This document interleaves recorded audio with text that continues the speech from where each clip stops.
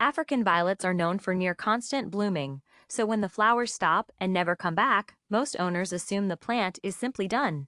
It usually isn't. A few very specific habits control whether this plant blooms constantly or not at all. Let's start with the mistake that causes the most damage. Getting water directly on African violet leaves causes permanent brown or yellow spots, especially in bright light, since the water acts like a tiny magnifying lens. Water at the soil level instead, or better yet, set the pot in a shallow dish of water for 20 minutes and let it soak up from below. This single change prevents most leaf spotting. African violets want soil that stays lightly moist at all times, unlike many houseplants that prefer drying out between waterings. Letting the soil go bone dry stresses the plant and stops flowering, while soggy soil causes root rot. A self-watering pot or a consistent watering rhythm keeps this balance easier to maintain. African violets need bright, indirect light to bloom reliably, but direct sun scorches their fuzzy leaves with pale or brown patches.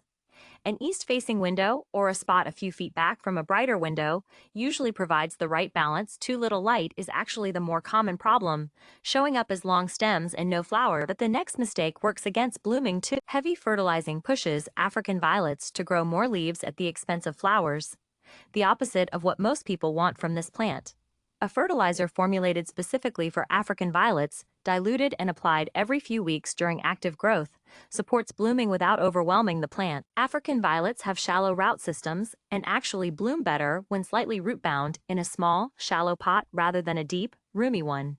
Moving a struggling plant into an oversized pot often does more harm than good, since the excess soil stays wet longer than the roots can use. A single healthy African violet leaf, cut with a bit of stem attached, will root in water or moist soil and grow into a completely new plant.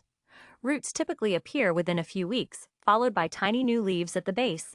It's one of the easiest and most rewarding houseplant propagations to try. So an African violet that won't bloom isn't broken, it's usually just missing the right balance of light, water, and pot size.